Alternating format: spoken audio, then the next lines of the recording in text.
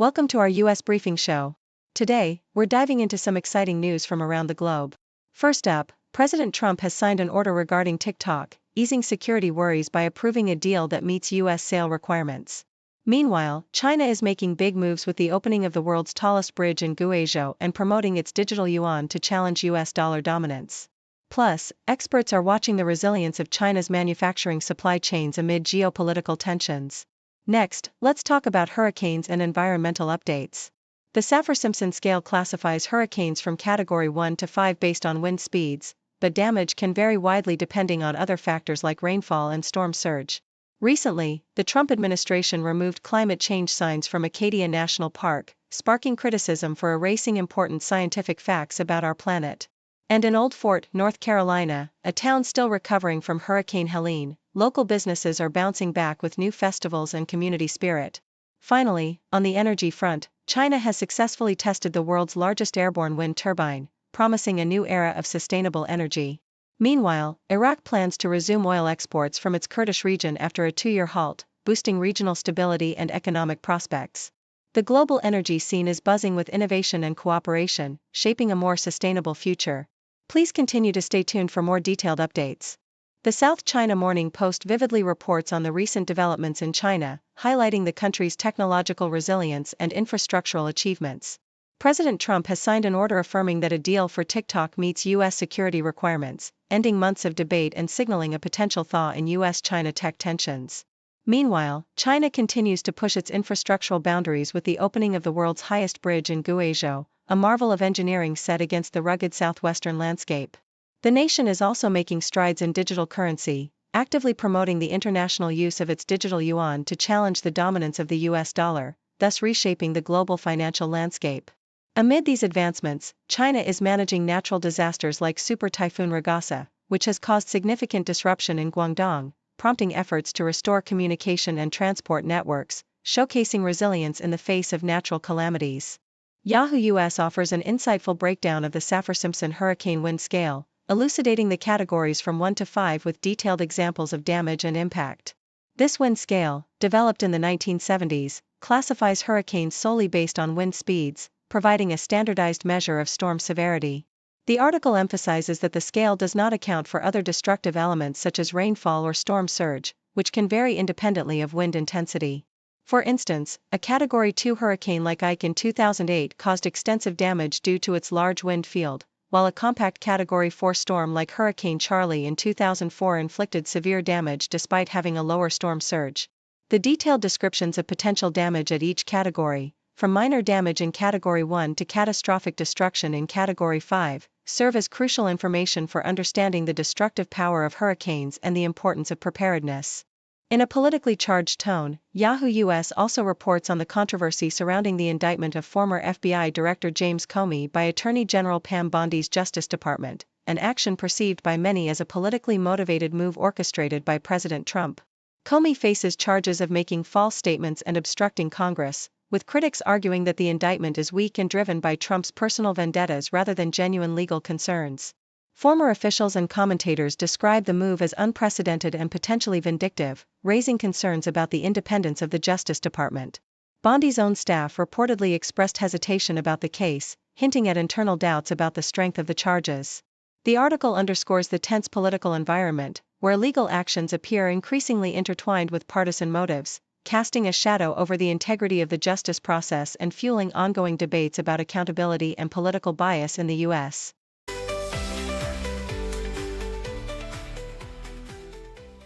According to Yahoo US, the Trump administration has recently removed signs at Acadia National Park that highlighted the impacts of climate change, a move that has sparked controversy and accusations of censorship. The signs, installed in 2023, aim to educate visitors about the tangible effects of rising temperatures and extreme weather on Maine's ecosystems, emphasizing that Acadia is changing, so are we. Critics, including Democratic representatives and environmental groups, argue that this removal is part of a broader effort to erase scientific truths and historical realities, such as climate science and the history of slavery, from federal sites. The administration claims the signs were removed to promote truth and sanity, asserting that only factual, science-based information should be presented to the public, a stance that many see as an attempt to undermine established climate science and suppress inconvenient truths about America's history and environmental challenges. The Associated Press reports that the storm damage inflicted by Hurricane Helene has significantly impacted Old Fort, North Carolina, a town striving to reinvent itself as an outdoor adventure destination. Despite most shops reopening and ongoing efforts to repair infrastructure, the town bears visible scars from the storm, including debris, damaged trails, and flooded homes. The storm's destruction has interrupted the town's ambitious plans for mountain biking and outdoor tourism, which had gained momentum after the 2019 layoffs at Ethan Allen's factory. Many local businesses, like Skunar's Bike Shop and the Watershed Mountain Biking Complex, suffered uninsured losses exceeding $150,000, and trail damage has hampered economic recovery. The damage to the Blue Ridge Parkway and related attractions has also led to a decline in visitor spending, illustrating how extreme weather events can stall regional development and threaten the community's resilience. South China Morning Post highlights China's groundbreaking achievement in airborne wind energy technology, with the successful flight of the world's largest and most powerful wind turbine, the S-1500, which generated 1 megawatt during a test in Xinjiang. This innovative system, which floats on helium-filled shells and is tethered by cables, taps into high-altitude winds that are stronger and more stable than those near the surface, offering a promising solution for cheaper, more reliable green energy. The technology could revolutionize renewable energy deployment, especially in remote or harsh environments, and serve as a rapid response power source during emergencies. Despite these advances, experts caution that further research is needed to address challenges such as operating safely in extreme weather and reducing costs to make airborne wind power competitive with traditional energy sources. But China's progress signals a significant step toward a sustainable energy future.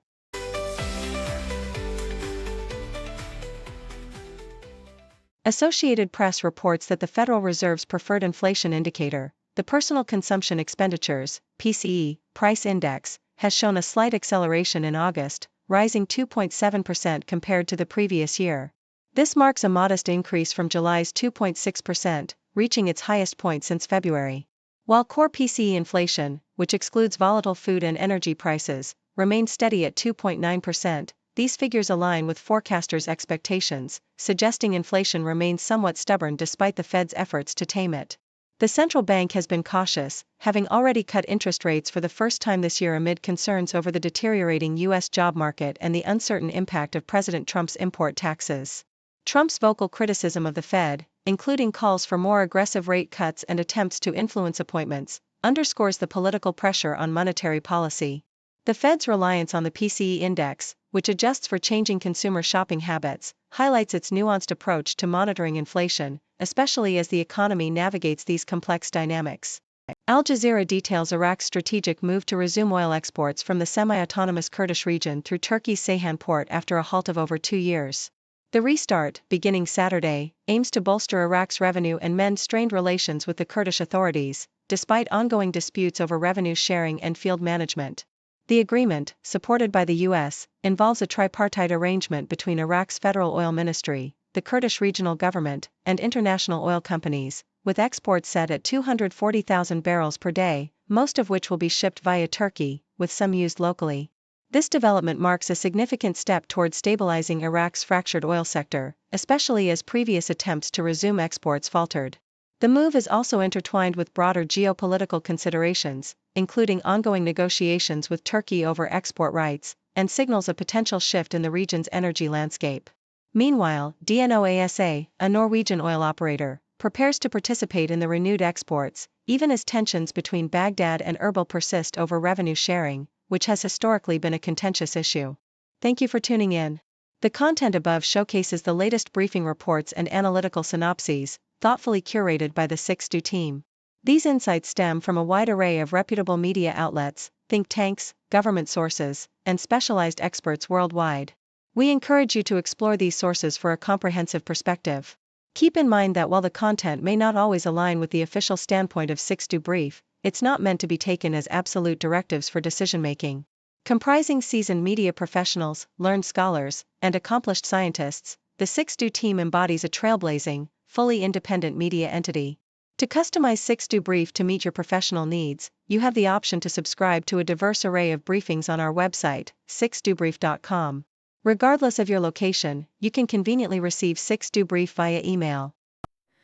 Morning sunlight on the street, city whispers soft and sweet, faces mix in daily grind, every story intertwined, cultures blend like colors bright, languages in the silent night, on the table stories told, food and feast upon so bold, people living day by day, in the heart they find their way, sharing moments, voices sing, in this world of everything. Society and rhythms beat, entertainment's fleeting heat, echoes of voice and fears, laughing through our unseen tears, children playing in the park, drawing dreams till after dark, elders speak of days gone by, washing shadows from the sky. People living day by day, in the heart they find their way, sharing moments, voices sing, in this world of everything.